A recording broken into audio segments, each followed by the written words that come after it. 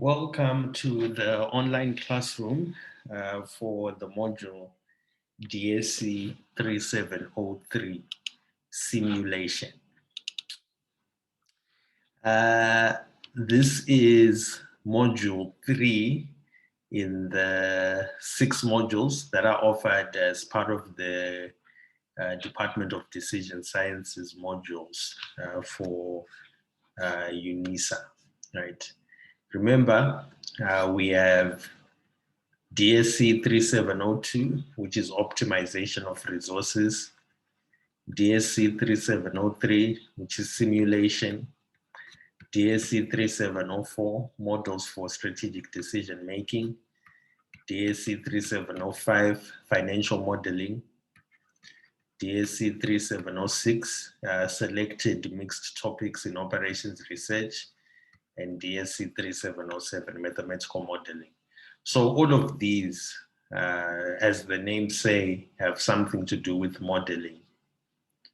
Mathematical modeling, financial modeling, models for for strategic decision making, simulation, optimization of resources, selected mixed topics in operations research. Right. So today I'm going to be introducing you to DSC 3703, and I'll be taking you through some assignment questions. Now, the important thing with the DSC third level modules is that we need to learn these modules through assignments, and I'll also be taking you to key areas in the study guide and the prescribed textbook. And we also need to learn it through a lot of exam paper questions. If we do that, you should be relatively comfortable with the modules, but you should also read around the modules to better understand them. So we'll start by looking at simulation. Right, someone might ask, what exactly is simulation? You might have heard a lot about simulation, but someone might ask, what is it? So I'm going to take you through what simulation is, and then we'll look at some examples from the assignment. So the module is divided into 7 study units. We have introduction and basic examples, and then we have a simulation framework. We have random number generators, which are very important in simulation, tests for uniformity, distributions for simulation inputs, algorithms for generating random numbers, and then some exercises and case studies. So it's a very interesting module with a lot of different applications in a lot of areas associated with operations research and in finance and economics. Okay. So I'll just read through this and I'll discuss with you what simulation is all about. And then we'll look at an assignment question as an example of how simulation actually works. Okay. So the study guide says simulation may be defined as a technique of imitating the operations, features, appearance, and characteristics of a real-world system. That is to model the system mathematically and then to experiment on the model to study the properties of the characteristics of the system in order to make appropriate decisions based on the results of the experiment. Okay, so that's a very technical definition, a very, very technical definition.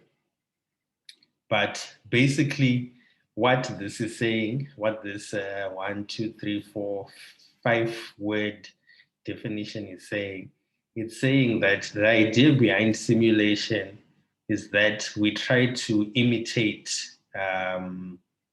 some real world system. We try to imitate some real world system in order to better understand the system and to better understand the system and to also understand how the system is likely to behave and how the system is likely to behave,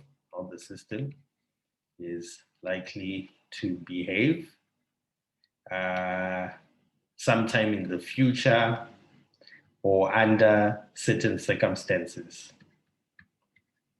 Okay, that's another way of defining it. The idea behind simulation is to imitate a real world system so that you can better understand that real world system and you can better understand how the system is likely to behave sometime in the future or under certain circumstances. So let's look at a simple example of simulation. Let's say we have a city. A city is an example of a real world system. Let's say we have a city and we want to better understand the, the transportation system of the city. We want to better understand how the transportation system of the city is going to behave maybe a year from now. Given population growth, and migration into the city or immigration out of the city. Okay, so this is an example of where we could use simulation. Let's say the city transport board of the city council, they want to better understand how the transportation system in a city will behave a year from now. Like, will we have adequate public transport systems a year from now, given certain assumptions on population growth and migration of people into and out of the city?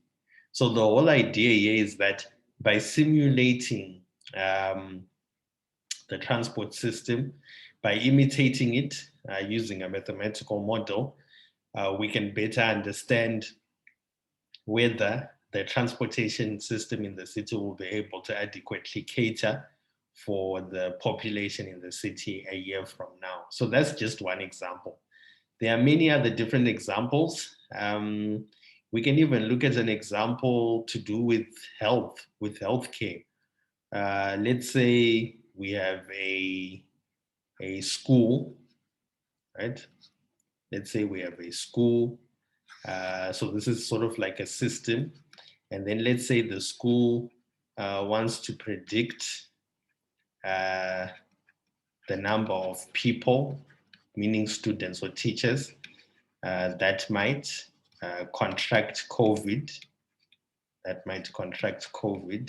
and how this might disrupt, and how let's say a school wants to predict or to better understand, a school wants to better understand the impact of the number of people that might contact COVID in the future, and how this might disrupt studies at the school or classes at the school. So we can use simulations to solve this problem.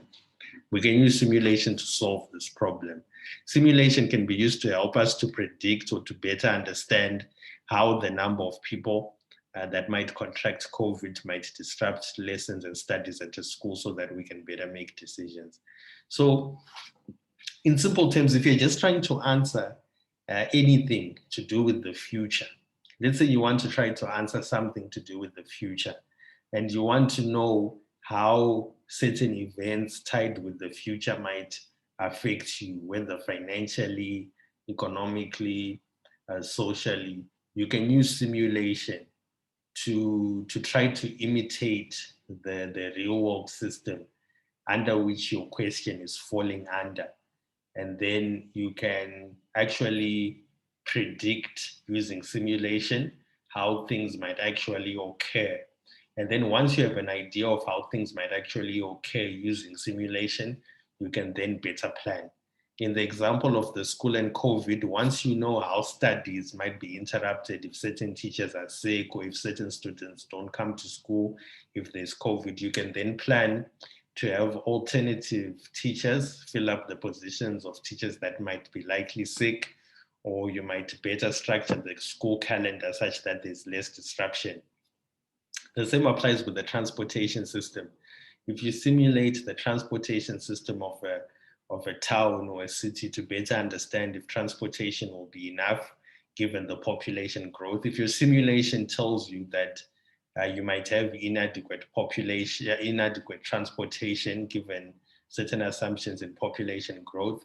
As a city, you can then better plan to make sure that you spend more money to improve the transportation sector guided by your simulation. So we're going to look at a lot of different examples as we go along involving simulation and how simulation can actually help decision makers make decisions in the real world. Okay, so the definition continues by saying modeling is the process of producing a model and a model representation of the construction and working of some system of interest. A model is similar to, but simpler than the system it represents. Okay, so we're going to look at a lot of models. When you actually study the real world system, you just create a model, a representation of how the real world system works to help you to better answer the questions you want to answer. We might create a model of a transportation system. We might create a model of a school. We might create a model of a company, a business, if we want to simulate how many goods the company sells and orders and so forth.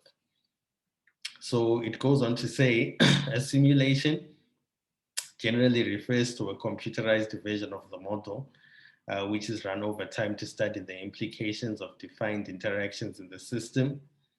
Simulations are generally iterative in their development. One develops a model, simulates from it, learns from the simulation, revises the model. When we say iteration, we mean that if you use one model to simulate the transportation system in a city this year, trying to predict the transportation needs for the following year, you might find that your model was very accurate or not too accurate, and then you can improve on that model if it wasn't very accurate to try to make it better for the following year.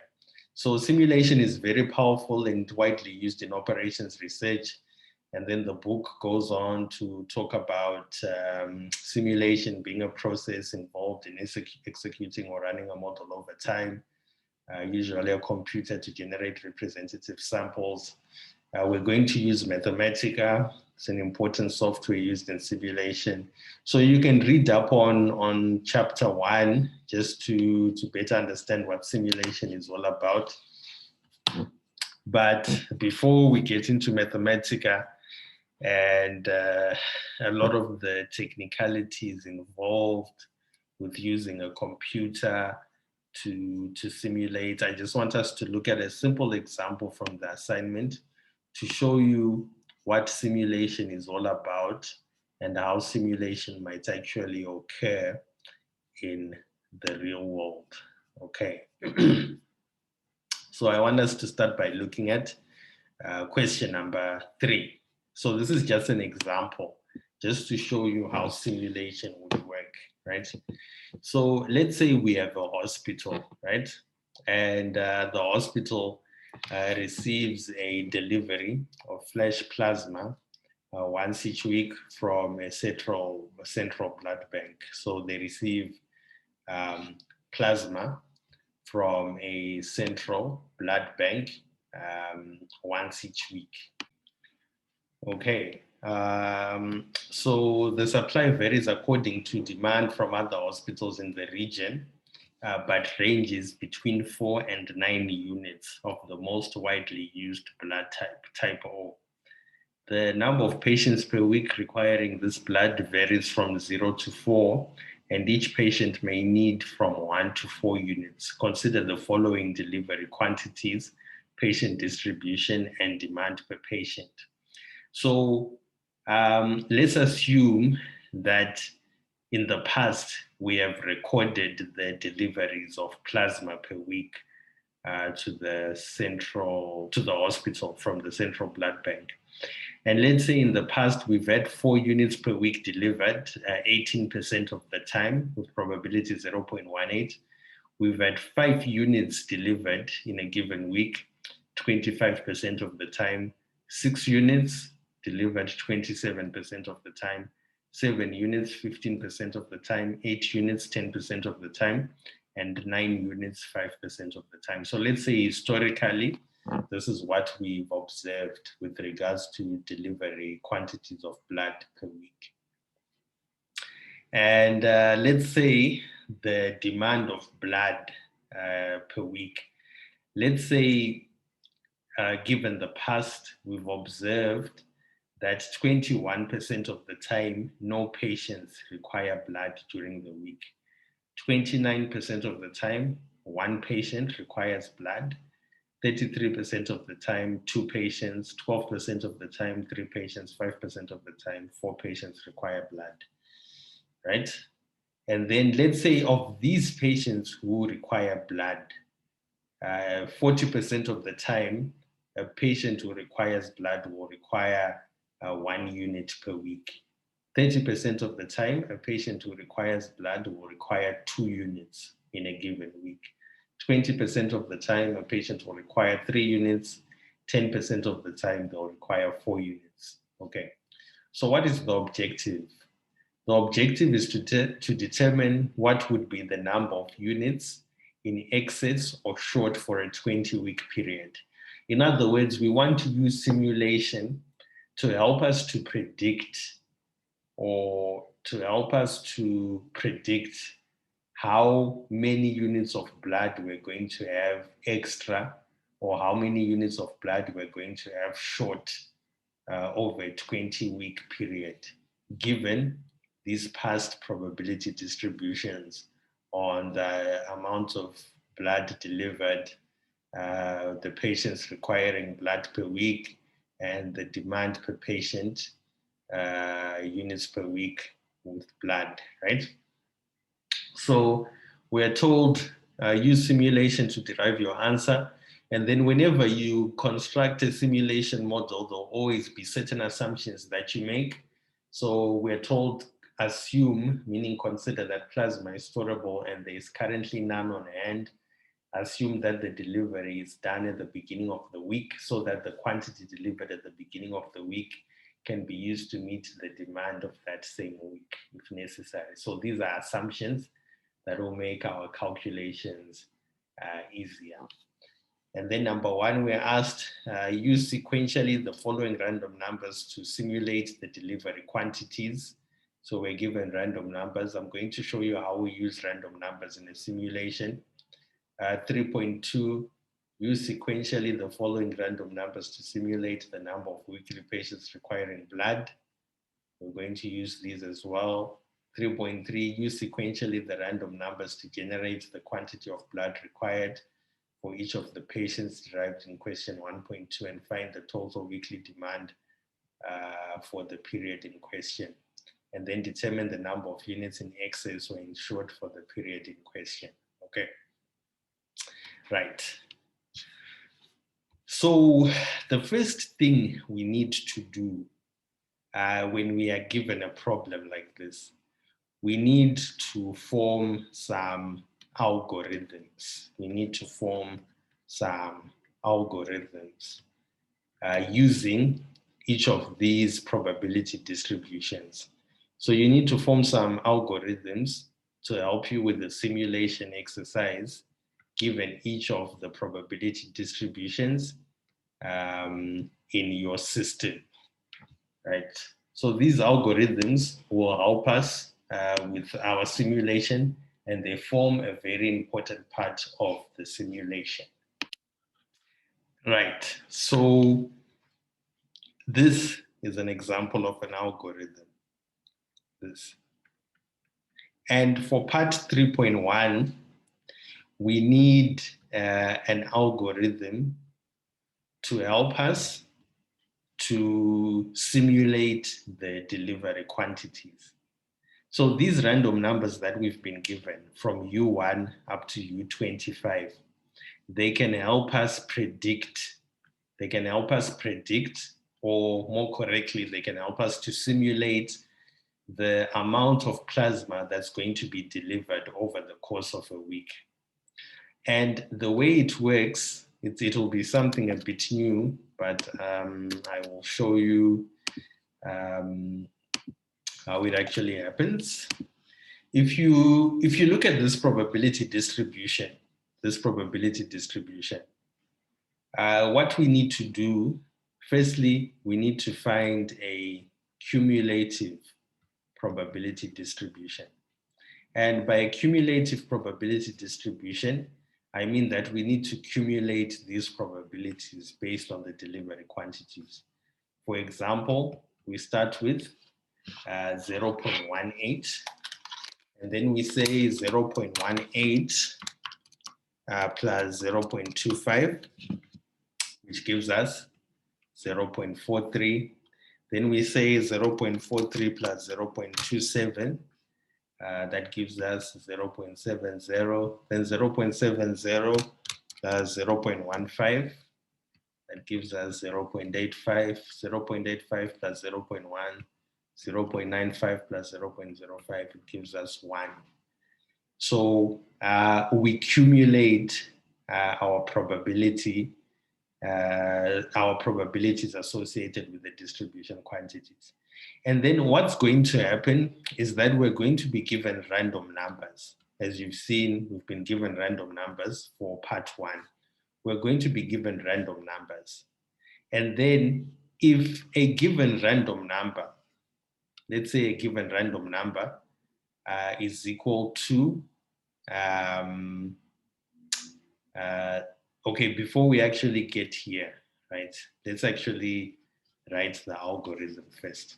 So what we're going to do before we get our random numbers, we're going to use these cumulative probabilities as part of our algorithms. And what's going to happen is that if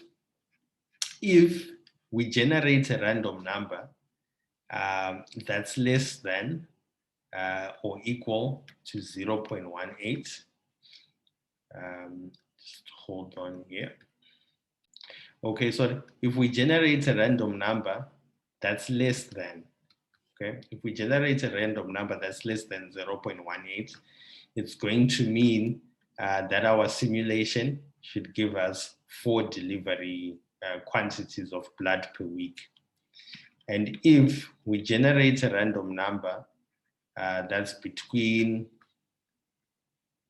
let me actually just do this to make it easier. Okay, here we go. Right here. Sorry, let me undo. Okay, there we go. So if we generate a random number that's less than 0.18, based on this 0.18, we want our algorithm to return 4. We want our simulation system to give us 4. And that's a 4 that's corresponding to these delivery quantities right here, okay? And then if a random number between 0 and 1, if a random number generated by the system between 0 and 1 is between 0.18 and 0.43, it means we are going to assume that 5 units of blood are returned that week. And then if a random number generated by the system is between 0.43 and 0.7, we want our system to give us back 6. So you see, these values right here, these ones that we are substituting here, they are coming from our cumulative probabilities. They're coming from our cumulative probabilities, where 0.18 is the first cumulative probability. Then from 0.18 to 0.43, this is the second one. Then 0.43 to 0.7, then 0.7 to 0.85, then 0.85 to 0.95, and then greater than or equal to 0.95. So these cumulative probabilities, they guide us as to the delivery quantities of blood we are going to assume in our model. So what's going to happen here is that, for example, for the way we were told to use these ones to simulate the delivery quantities, right? So for example, in the first week, our computer will give us a random number of 0.7. So what does this 0.7 mean? This 0.7 means that in the first week, we are going to come to our algorithm here, and then we're going to find that 0.7 is between this part of our algorithm. We're going to see that 0.7 is between this part of our algorithm. So that means in the first week, we are going to assume, that means that in the first week, we are going to assume that 7, there we go, we're going to assume that 7 units of blood are delivered based on that random number. So when we start initially, this table is blank. This table is blank. We were given a template, a table to use, right? And then for the first column, we are using these random numbers to predict the quantity of blood that's going to be delivered, right? Sequentially, we were told to use them sequentially, starting from the smallest to the largest. And then in the second week, the random number associated with the second week is 0.03. And based on our algorithm, which uses the cumulative probabilities, we are told if our computer system generates a random number 0.03, which is less than 0.18. Remember, 0.03 is less than 0.18. It means that we should assume that 4 units of blood are delivered. So you'll find that in the second week, I put 4 units of blood. So we have 4 units of plasma. So we have to keep doing that. In the third week, we've got a random number 0.67.